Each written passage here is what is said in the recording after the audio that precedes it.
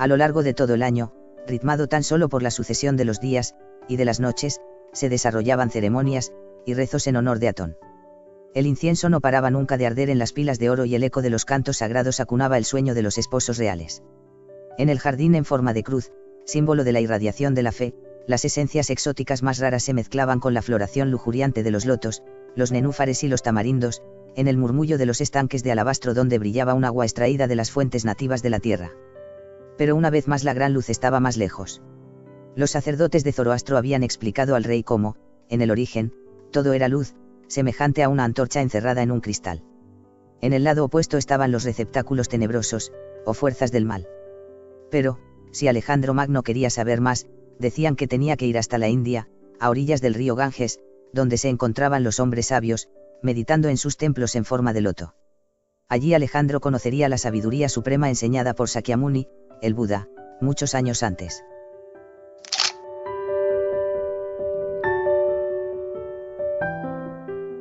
Los chakras son los centros de fuerza en el hombre. El término es hindú, y significa rueda. En número de 7, cifra sagrada, estos centros, conocidos por los iniciados desde la más alta antigüedad, han sido redescubiertos en Occidente durante el siglo XX por la práctica del yoga. Los diferentes chakras son, empezando por abajo, el chakra raíz, en la base de la columna vertebral, el chakra del bazo, el chakra umbilical, el chakra del corazón, el chakra de la garganta, el chakra de la frente y por último el chakra del loto, cima del cráneo. Cada centro es un punto de energía, sol en miniatura situado a lo largo de la corriente de energía vital formado por la serpiente de fuego que circula a lo largo de la espina dorsal. El despertar de los diferentes chakras, según técnicas secretas, entraña la aparición de unos poderes supranormales, ligados a una progresión espiritual correspondiente. En cuanto al origen de esa corriente de energía verdaderamente prodigiosa, solo puede explicarse por la condensación, en el hombre, de las fuerzas solares transportadas por el éter. Para más amplios desarrollos, véase la obra de C.W. Ladbeater, Les Centres de Forme d'Ancien Homme, Adiar, París, 1927.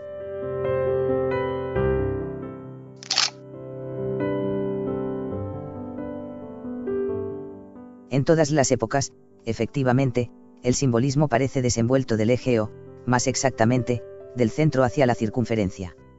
Así sucede con el simbolismo floral, loto, lis, y rosa, que es una irradiación alrededor del centro. El ejemplo clásico, en la materia, es el loto de la tradición hindú, figura centrada por excelencia que emerge del agua para abrirse a los rayos solares. Pero hay un hecho más importante, y puesto de relieve por Guénon, cuando la flor está considerada como representando el desarrollo de la manifestación, hay también equivalencia entre ella, y los demás símbolos, entre los cuales cabe destacar, muy especialmente el de la rueda, que se encuentra casi en todas partes. Los tipos más habituales son las ruedas, de 6 u 8 radios.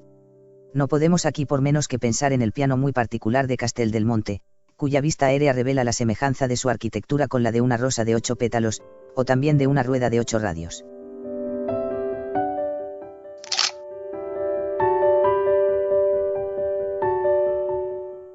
Vuelve a tu país, noble extranjero, y encuentra al iniciado que te hizo estas revelaciones. No pueden proceder más que de un mantenedor de vuestra antigua religión, pariente de la nuestra, al ser los rasgos comunes entre el druidismo y los misterios egipcios de esencia solar. Por lo demás, voy a intentar comunicarme con vuestros sacerdotes. El loto y la bellota son signos equivalentes.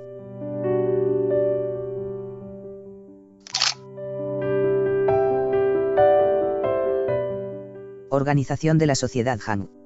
Acabamos de ver, que los 5 monjes salvados de la carnicería fundaron las 5 logias mayores, y que los 5 chamanes, por su parte, fundaron las 5 logias menores.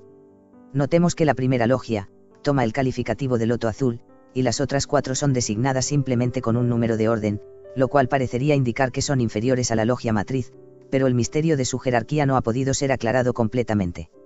Según algunos, estas 4 logias corresponderían a las provincias de la orden de los jesuitas, y la quinta simbolizaría el centro. Estas 5 logias mayores, en su simbolismo completo, significarían que la sociedad Han engloba todas las manifestaciones del universo. Los manchúes se apoderan de Nankín donde pasan a cuchillo a todos los habitantes, pero no encuentran al rey del cielo que ha logrado liberarse con nuevas tropas. La carnicería parecía no poder jamás tener fin, y es entonces cuando los diablos de ojos azules, los europeos intervinieron. Lo hicieron por mediación de los americanos, Ward y Burgevine. El primero servía a los manchúes, y el segundo a los Taipei Ing y a Han. Su tarea estaba bien repartida, de tal modo que las represalias pudieron desarrollarse de una y otra parte en proporciones inimaginables. La especialidad de Ward era, como él decía, meter sobre el loto aldeas enteras, es decir, ahorcar a los desventurados habitantes sobre hogueras.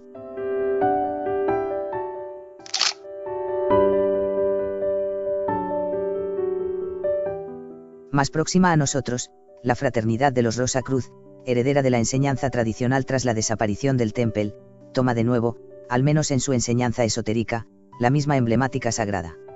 La innovación consistió en sobrecargar la cruz con una rosa, equivalente occidental del loto hindú, serial de que la acción de la Jama Fraternitatis se desenvolvería bajo la lógica del amor, y de la dulzura allí donde la acción material y guerrera de los templarios había fracasado. En el monasterio de Loudun puede contemplarse todavía una inscripción preñada de significado, pues representa una rosa cargada de una cruz gamada. El dibujo está firmado por Guyot, monje del siglo XIV, que no sería otro que el Quiot de la leyenda arturiana del Grial.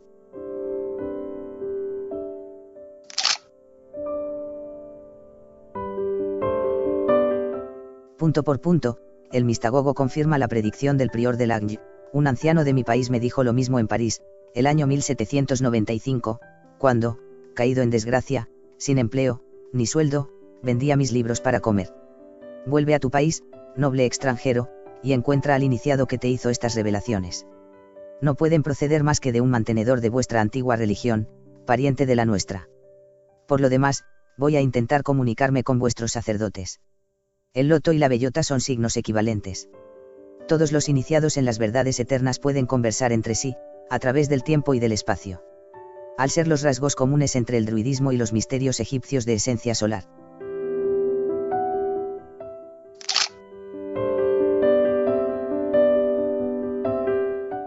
Hércules se hace más glorioso todavía como Hércules celestial. Los mitógrafos hacen constar que tomó prestada la copa de oro del sol, que tenía la forma del loto, para el viaje de vuelta a su patria después de uno de sus trabajos. Esta era la copa en que el sol, después de ponerse en el occidente, por la noche volvía flotando al oriente a lo largo de la corriente oceánica que rodea al mundo. El loto, que brota cuando crece el Nilo, simbolizaba la fertilidad y por consiguiente se vinculaba con el culto del sol egipcio. En la Grecia clásica Hércules era en realidad otro nombre del sol. El Hércules celestial era adorado como el sol imperecedero, y como el espíritu del año que moría y se renovaba continuamente, es decir, como un dios y como un semidios. Este es el tipo de Hércules al que los druidas adoraban como Ogma cara de sol, el inventor de las letras, con piel de león, el dios de la elocuencia, de la curación, de la fertilidad y de la profecía, al que los griegos adoraban como asignante de títulos, gobernante del zodiaco, presidente de los festivales, fundador de ciudades, curador de los enfermos, y patrono de los arqueros y atletas.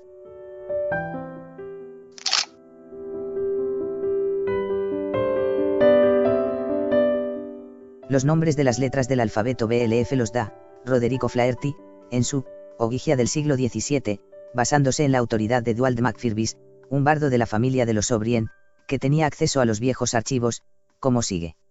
La B de Boibel. Balión. Significa yo, el cervatillo, o ternero de antílope. El Boibalos, del hechizo de Hércules contenido en el Boibel Lot, era un antílope. La L de Lot. Traducido como loto, significa, en el loto. La F de Foran, traducido como Foramenon, significa embarcado. La S de Salia, traducido como Salooma, significa tambalear de un lado a otro.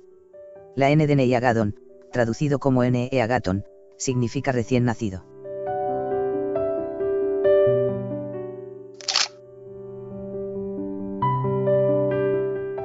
Las vocales no relatan una fábula, sino que caracterizan el progreso de Hércules a lo largo de las 5 estaciones del año, simbolizadas por los 5 pétalos de la cúpula del loto: nacimiento, iniciación, casamiento, descanso de los trabajos y muerte.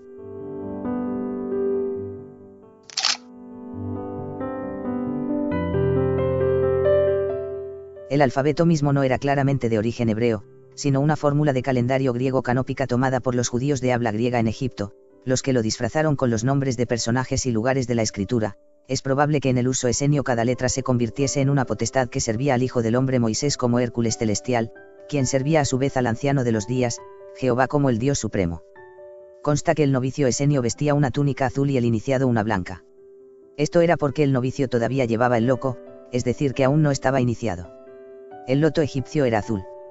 Las dos órdenes misteriosas de los esenios, los sansonianos, y los eliceanos, eran peritos en los misterios del calendario y se llamaban así por Sansón, la segunda es PS en algunos textos griegos, el héroe solar, y por el helix, o círculo cósmico.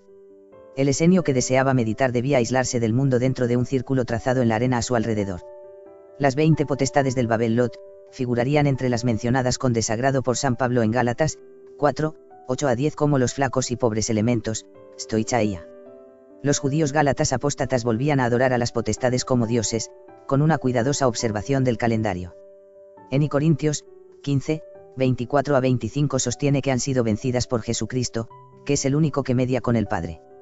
La influencia de Pablo fue decisiva, para la Iglesia ortodoxa no tardaron en hacerse demonios, y no agentes de la voluntad divina.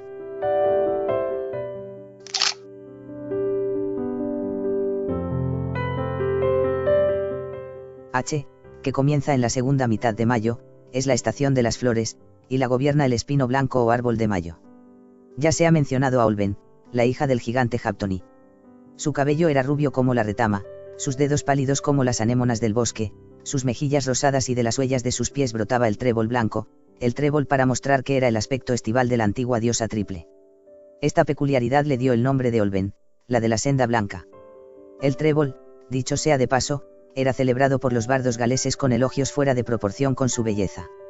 Homero lo llamaba, loto, y decía que era buen pienso para los caballos.